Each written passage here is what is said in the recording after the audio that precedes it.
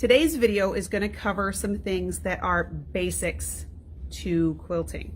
This is the project we're going to do. This pattern is called Nightlight by Villa Rosa Designs. The fabric line is by Lewis and Irene, and it's the Tom 10 Christmas collection, Tom 10 Village Christmas. We're going to learn things like fussy cutting. So we're going to fussy cut these pictures right here off of a panel. We are going to learn how to cut our pieces straight, strip set, cut strip sets, and then join our strip sets to each other and then to the blocks next to it. Okay, this is a perfect beginner quilt for someone who hasn't done quilting before. Just remember the Holy Trinity: cutting, piecing, pressing. That is all the skill that you need for this quilt here.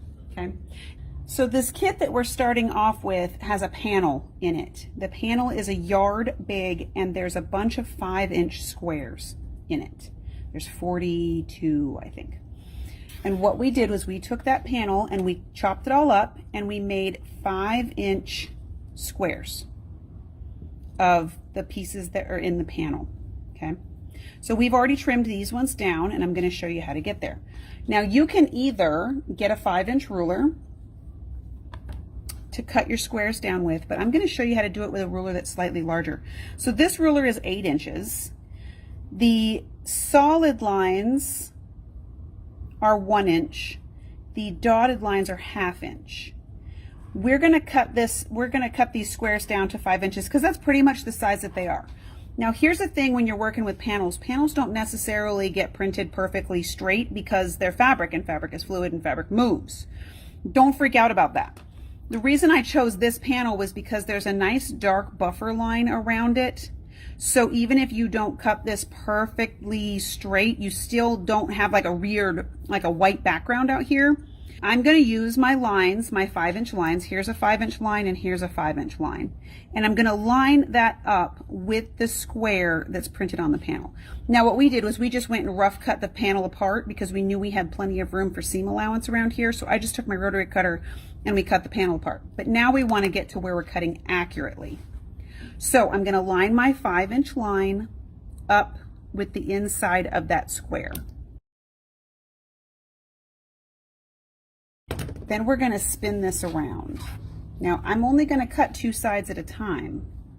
And see how we got a little bit of the dark blue over here? It doesn't matter because it's well within that 1/4 inch seam allowance that we're going to sew, so you're not going to see it anyway. Then I'm going to take the 5-inch line and the 5-inch line again.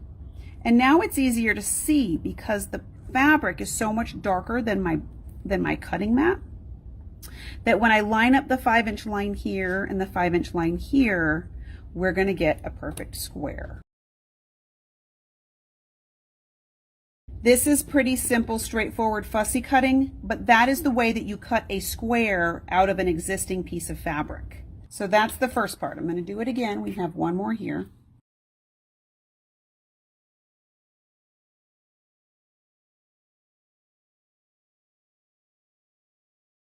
When we're cutting strips, this is the part that people get really freaked out about.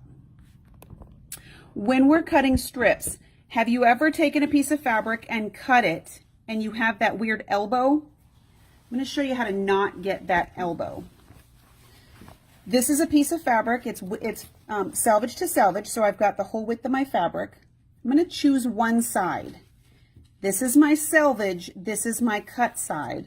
I'm going to pick a side. I'm going to put a little nick in the selvage. Okay, so now there's that little nick.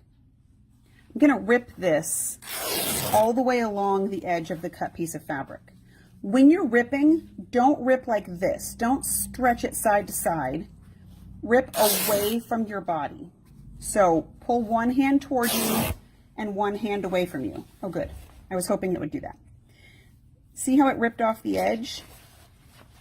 This is why we rip fabric, because we want to see where the straight of grain is.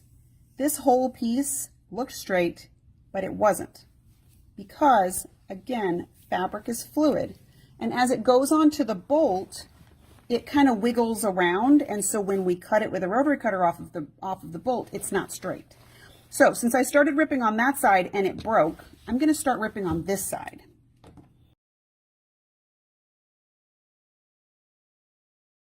Look at how straight that is.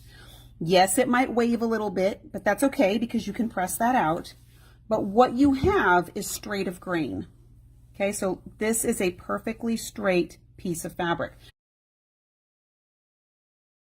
Here's my fabric ends. Here's another hot tip when you're working with getting your fabric straight. My selvages are not straight. Selvages aren't straight. That's just the nature of the beast. They do what they want. They have their own weird little parties. Okay, you can see here, this is not straight. My selvage isn't straight over here, but the part that I've ripped is straight. This is the part we care about. Let the selvage do what it wants. It's gonna party, let it party. Don't try to control it. So we're gonna match up this side that we ripped. We're gonna ignore the bad behavior of our selvage because it doesn't matter. And then I'm gonna take my piece of fabric and I'm gonna fold it back up again. One thing I see where people really struggle to get a straight cut is that they want so badly for this fold to match up with these selvages. It's not going to. Let go of that control issue. It is not going to happen. Stop trying to make it happen. Okay? It's not going to happen. So what you do want to happen though is you want to match up this ripped side. Now I have 4 layers of fabric here. Here's my selvage. Here's my selvage. Here's my fold. Yes, I ripped this. However, I am not going to assume that this is going to be the side that I want to sew with. You always want to sew on 4 cut edges. All right. Now, here's the secret to getting a good cut without an elbow. You'll see, let me zoom in here. You'll see on my ruler that, again, this ruler has solid lines on the 1 inch, dotted lines on the 1/2 inch. I usually take my 1/2 inch line because I can see through the dots, and I line that up with the fold. So see how that is perfectly lined up across the fold? And I've got just enough fabric out here that I want to cut it away. All right.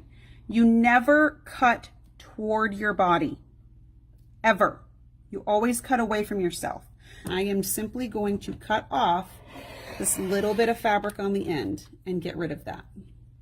So the pattern tells me what size strips to cut and how many to cut. I'm going to do the same thing I did just a minute ago, where I line my ruler up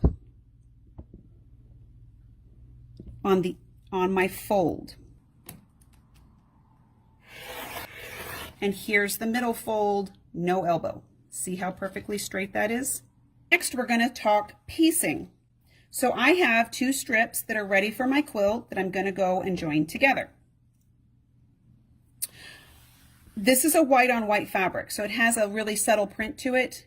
The side that you can feel the ink to is the right side. So make sure you're always matching up pretty sides.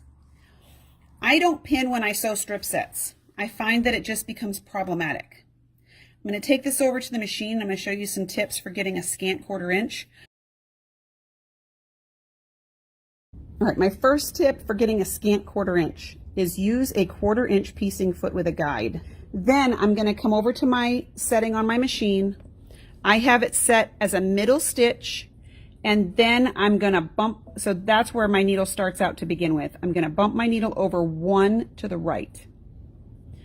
Okay, so what that does is it just bounces that needle over just enough this way to give you the scant 1/4 inch. So scant means just slightly less than. My preferred needle is a Microtex needle. I use it most of the time because then I don't really have to think about it. So I have size 50 2600 gray Aurifil thread in my machine, in my top and in my bobbin. That's kind of my go-to thread. The color kind of goes with everything, and as long as you have good tension in your machine, you shouldn't really have to worry about matching the thread perfectly. All right, so I've got my 2 pieces right sides together. Notice I haven't cut my selvage off. That's going to happen in the next step. And we just want to line our fabric up really straight.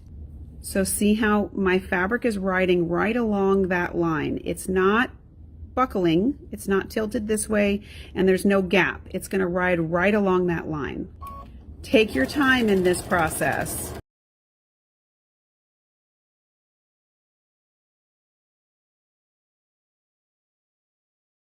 So here's to the pressing with intention part. What I mean by pressing with intention. Pressing is a skill, and one of the things that people don't realize when they learn how to quilt is that you press as much as you sew. So just tell yourself, sew a seam, press a seam, sew a seam, press a seam, sew a seam, press a seam. It's how it goes. The first thing I always teach people, want an iron with some weight to it. We are not pressing shirts, so we're not pressing back and forth and pushing really hard. We're not ironing, we're pressing, okay? So the weight of my iron is very important because it is going to do the work for me. If I have to push down on my iron to get my seam flat, it's going to distort the fabric because the pushing down, the weight of your arm and the back and forth friction is going to stretch your fabric out, and then you're going to be unhappy. So I'm going to cut this in half just so you don't have to watch me press this whole thing. Here's my first tip. Before you press the seam, set the seam. So take your iron and just slowly and without pushing on it, iron the seam closed. Whatever fabric is facing up is the fabric you're going to press toward. So if you have the option of pressing toward the darker piece of fabric, that is usually best practice. The reason for that is you don't see, so if you press it toward the light fabric, you can see the shadow through it. If you press it toward the dark fabric hides the shadow. Pick up your top piece of fabric, and just with the weight of your iron, you'll notice I am not pulling anything. I'm not even going to put my hand under there. I am just going to use the weight of my iron to press this seam up.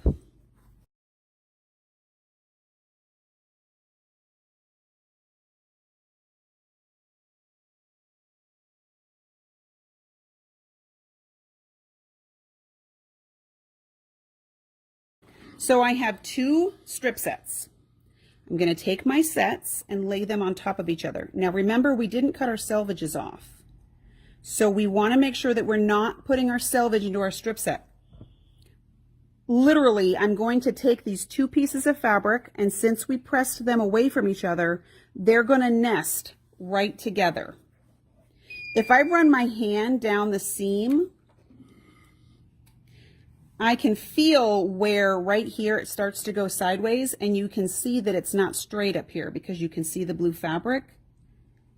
If I rock those together and I sort of roll my fingers down the seam, I can feel that everything is only one layer. This is what we want. I come back to my cutting table. My favorite size ruler for most things. This is a 6x12 ruler. This is my go-to. This is what I teach most of my new quilters with. I'm going to line up a solid line along my seam line. This way I know that this way is straight. So I'm lining up my solid line with a seam line, and I'm going to cut off this edge over here because these are my selvage pieces and I don't want those wrapped up in my quilt. So here's the hot tip with making 4 patches. Whatever size I cut these strips is the width I'm going to cut my my strip sets apart. The same width applies. That's how I get squares, right? So we cut these 2 3/4. So we're going to take our ruler again, and I'm going to line up a line with my seam this way, and then I'm going to line up this side with the size strip that I need. Then I'm simply going to cut that apart. So now what I have is my strip sets are already lined up. My seams are going opposite each other, which means when I take this to the machine, this is all going to line up. I will put a pin through the seam like that.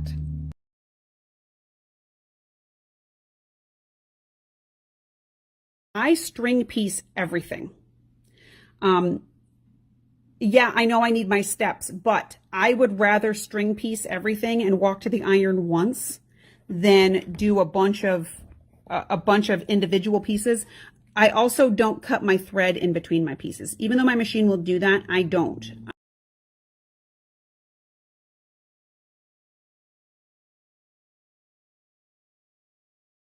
This is one of my favorite tools. I call it the Quilter's Ninja Star. It has an old rotary blade in it, a used rotary blade, and then it sets inside this thing so that you can just pop your stitches in between.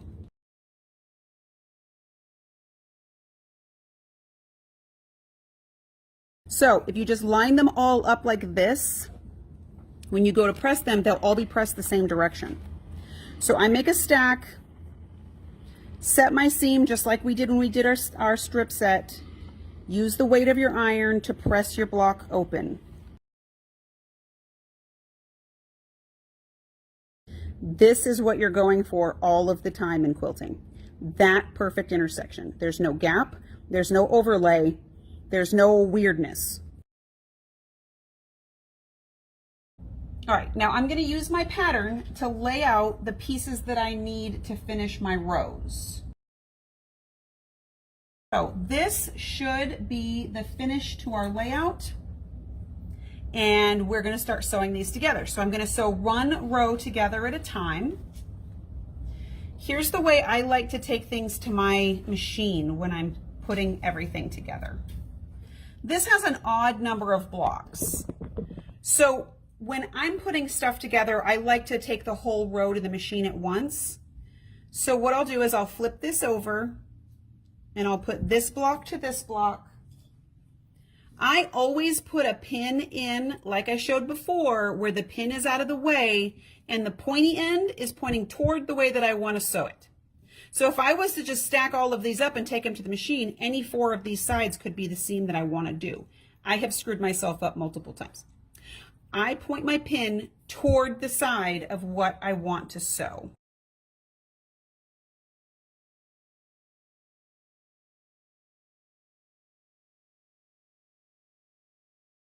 So now I'm going to take these to my machine, and just like I showed you with everything else, I'm going to sew a scant 1/4 inch down this side.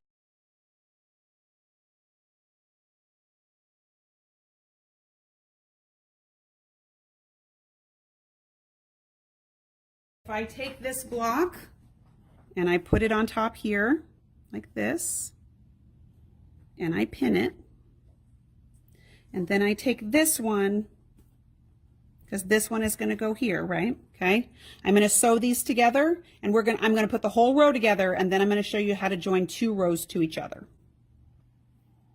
All right, so now I've got my 2 rows all put together. They're all pressed toward these solid blocks. That's important, because watch this. When I flip this over, see how my rows alternate? A solid block in each one. When I flip this over and match these up, look at how my seams all butt together. This is why we press to one side instead of open, because when you press it this way, look at how they click together. So I'm going to match up every seam where there is a solid block and a patchwork block.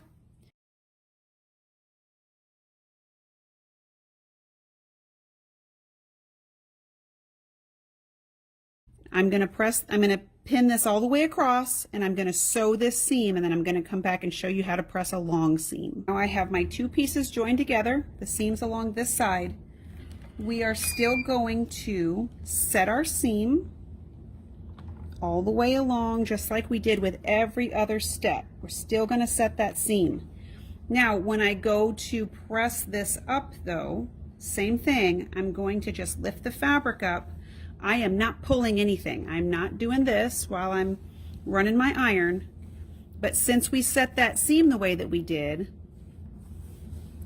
it should all just flip to that one side. So look at how pretty that is.